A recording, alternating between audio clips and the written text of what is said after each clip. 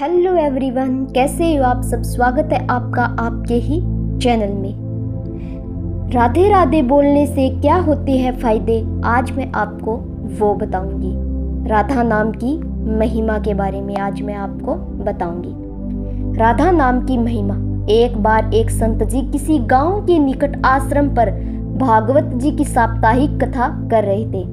तीसरे दिन के वृत्तांत में वह कथा करते हुए बताने लगे, अनेक प्रकार के लोग जो पाप कर्म करते हैं उन्हें अनेक प्रकार के नरकों में जाना पड़ता है, लेकिन एक उपाय है जिसके द्वारा नरकों में जाने से बचा जा सकता है।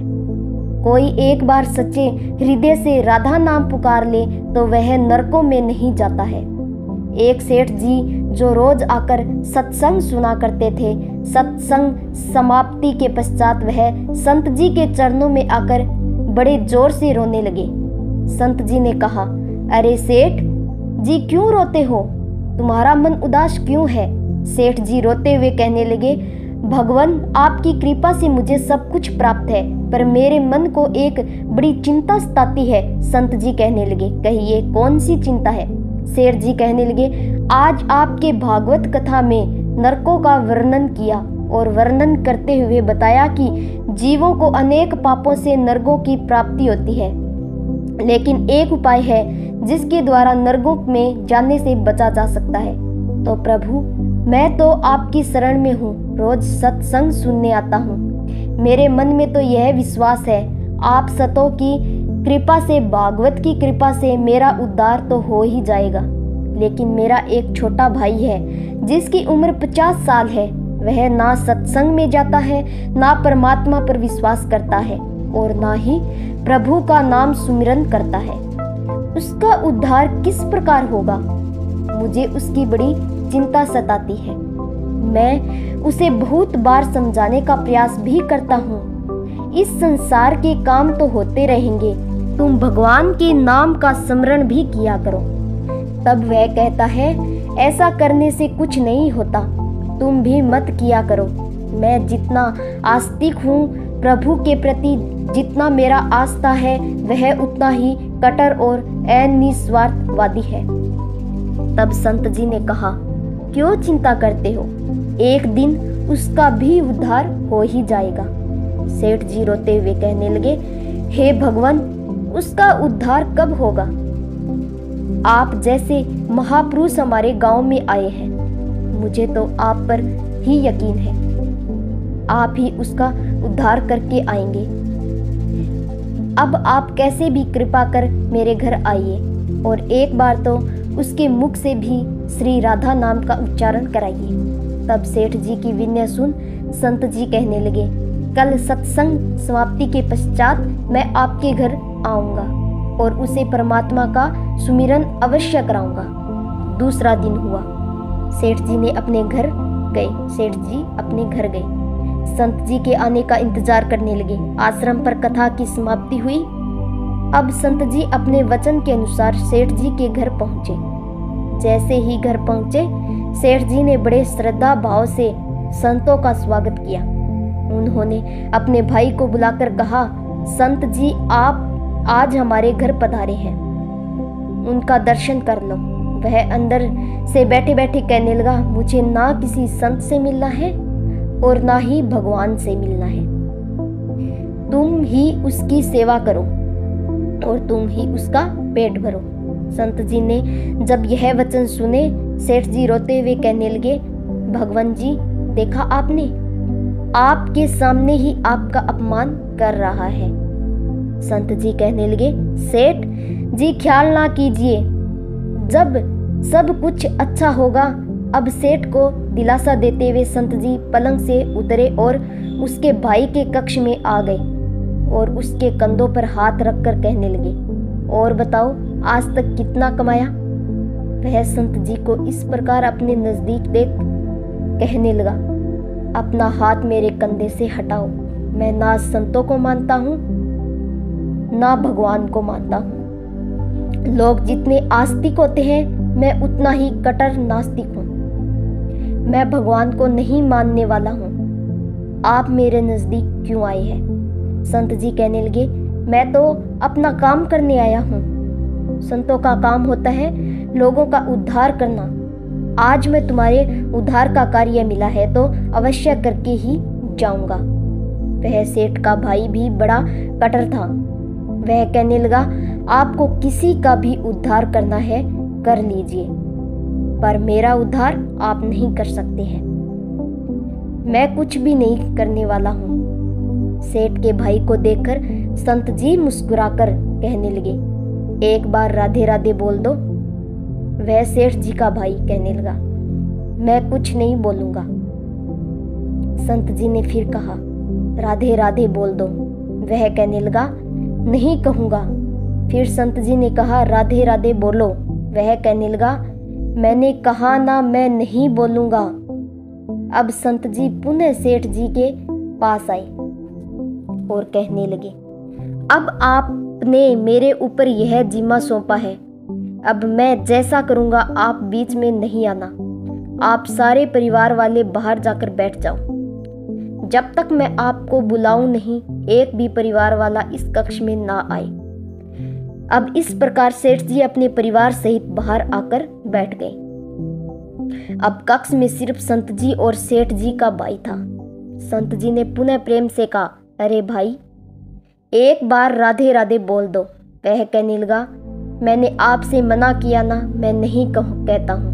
ना भगवान को मानता हूँ, ना भगवान की बातें मानता हूँ। मैं कट्टर नास्तिक हूँ। संत जी पुनः उसे प्रेम से हंसते हुए कहने लगे, जितने तुम कट्टर नास्तिक हो, मैं उतना ही आस्तिक हूँ। मैंने अगर निश्चय कर लिया है तुम्हारे मुख से राधा नाम सुनकर ही जाऊंगा, तो पक्का समझ लेना कि तुम्हारे मुख से राधा का नाम निकलेगा ही। वह कहने लगा, आप कितना भी प्रयास कर लो, मैं एक बार भी नाम नहीं लेने वाला हूँ। अब संत महापुरुष होते तो बड़े दयालु है, पर लीला मात्र उन्होंने क्या किया, उस सेठ के भाई का हाथ पकड़ा और हाथ पकड़कर जोर से घुमाने लगे। अब वह सेठ ठहरा 50 साल का, वृद्ध अवस्था थी। संत भी वृद्ध थे, पर संतों के अंदर भक्ति का तेज होता है। उन्होंने जोर से उसके भाई का हाथ घुमाया। हाथ घुमाकर संत जी फिर कहने लगे, कहो राधे राधे। वह कहने लगा, नहीं कहूंगा। अब तो संत जी ने जोर से हाथ घुमाकर सेठ के भाई को जमीन पर पटक दिया और खुद उसके पेट पर चढ़कर बैठ गए। और संत जी फिर कहने लगे, बोलो राधे राधे। वह फिर कहने लगा, नहीं कहूंगा। अब तो संत जी उसके दोनों हाथ पकड़कर उसके पैरों को बांध दिया और कहने लगे, कहो राधे राधे। अब ऐसी अवस्था में वह सोचने लगा, लगता है यह संत तो मुझे मार ही देगा। तब उसने बिना इच्छा के एक बार ऐसे ही कह दिया, राधे राधे। जैसे ही उसने राधे राधे कहा, संत जी ने उसके हाथ पैर खोल दिए। उसके बंधनों को छोड़कर बाहर आकर कहने लगे, सेठ जी आपका कल्याण हो गया, आपके भाई का भी कल्याण हो गया। सेठ जी कहने लगे, अंदर से बहुत तेज आवाज आ रही थी। तब संत जी कहने लगे, आपने काम ही ऐसा किया था। आपने कहा वह नास्तिक है, कभी कुछ बोलता ही नहीं है। आज आपके भाई ने राधे राधे का नाम उच्चारण कर लिया है, इसका कल्याण हो गया है। अब मैं जा रहा हूँ, कल से पुनः मेरी कथा है। अब संत जी तो अपने स्थान पर लौट आए। सेठ का भाई जमीन से उठकर अपने भाई से कहने लगा, यह कैसा संत है, मुझसे झगड़ा करने आ गए, मेरे ऊपर चढ़कर बैठ गए और कहने लगे, अगर राधे राधे का नाम उच्चारण नहीं करोगे तो मैं तुम्हारे ऊपर ऐसे बैठा रहूंगा।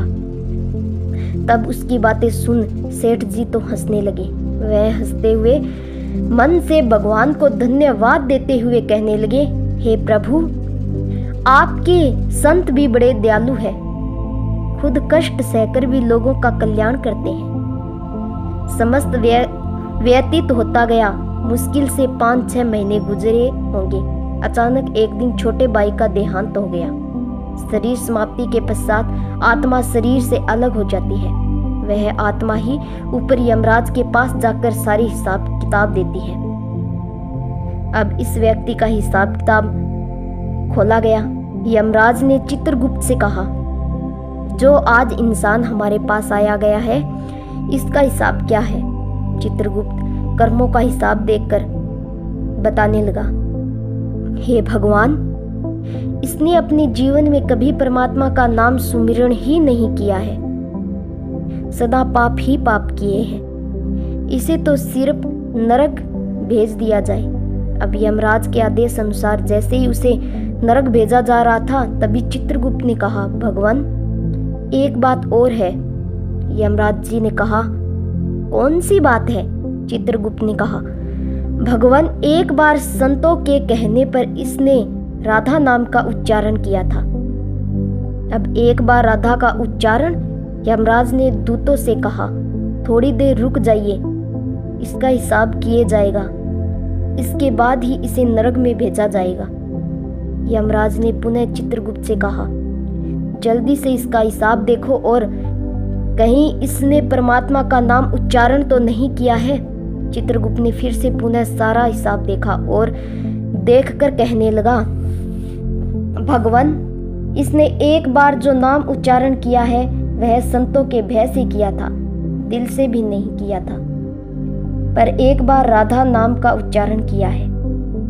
जीवन पाप में अब क्या किया जाए? तब यमराज ने उसी इंसान से पूछा, एक बात बताओ, हम तुम्हें पहले राधा नाम उच्चारण का फल दे या तुम्हें नरकों में भेज दिया जाए? तब वह भक्त हाथ जोड़कर कहने लगा, भगवान, नरक में तो जाना ही है, इससे अच्छा है आप मुझे एक बार राधा नाम उच्चारण का फल दे दे, फिर मुझे जहां चाहो भेज देना। अभी यमराज जी अपनी पुस्तक खोलकर देखने लगे कि एक बार राधा नाम उच्चारण का फल क्या होता है। उन्होंने सारी पुस्तकें खोल दी, पर उन्हें कहीं फल दिखाई नहीं दिया। तब वह विचार करने लगे, एक बार राधा नाम उच्चारण का फल तो मुझे पता ही नहीं है। तब वह अपनी शंका के निवारण करने के लिए उस भक्त को अपने साथ लेकर स्वर्ग लोक में आ गए। स्वर्ग में आकर यमराज ने इंद्रदेव से कहा, हे इंद्रदेव, मुझे बताइए, एक बार राधा नाम उच्चारण करने का क्या फल है? तब इंद्रदेव ने बहुत प्रयास किया, पर उन्हें भी इसका फल पता नहीं चला।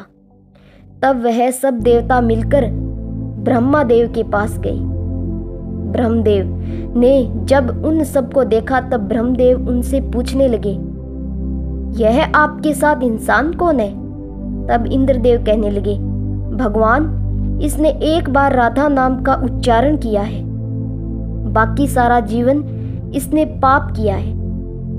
हमें तो पता नहीं राधा नाम उच्चारण का फल क्या है, इसीलिए हम आपके पास आए हैं।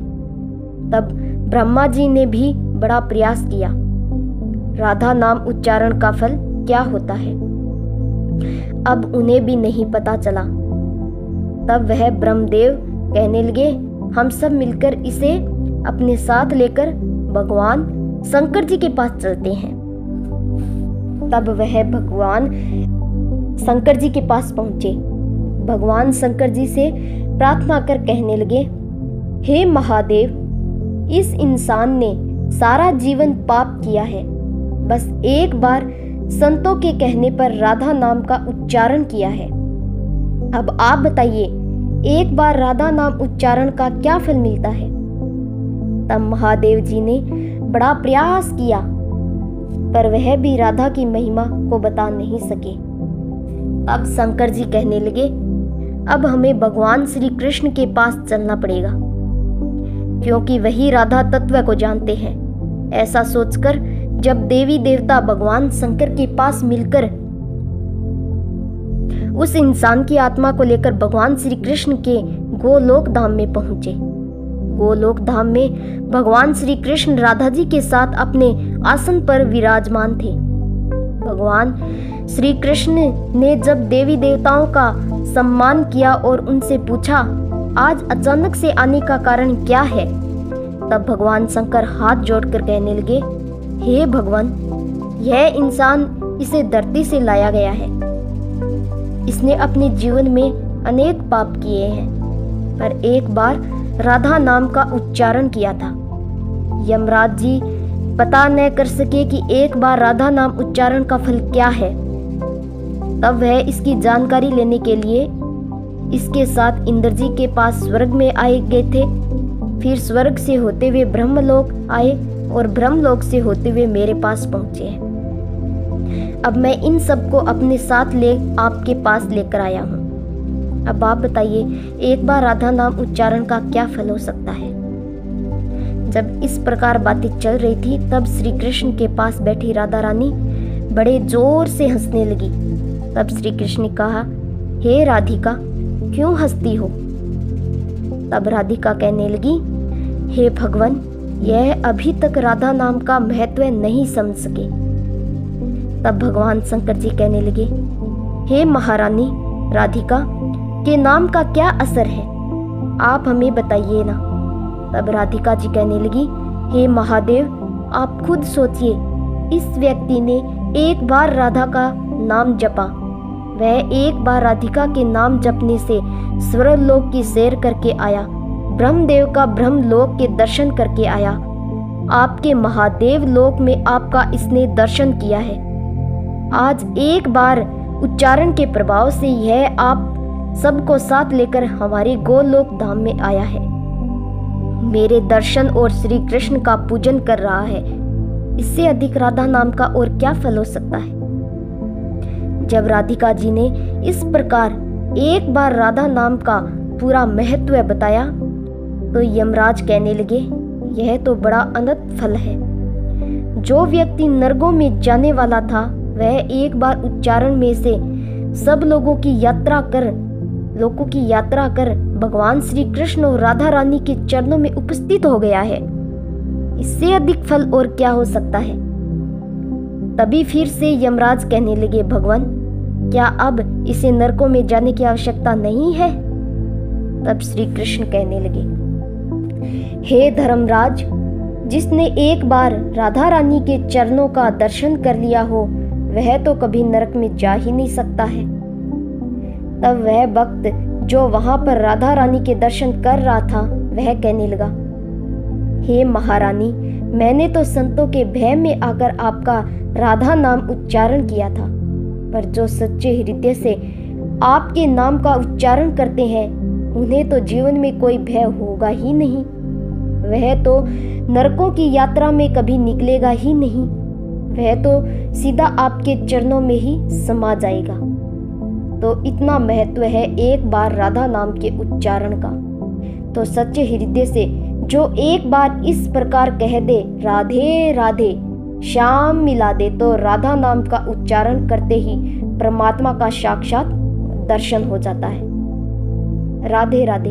अगर आपको वीडियो पसंद आया हो तो हमारे चैनल को सब्सक्राइब करो, बेल आइकन को प्रेस करो और वीडियो को लाइक कर दीजिएगा। धन्यवाद। और कमेंट बॉक्स में श्री राधे राधे जरूर लिखिएगा।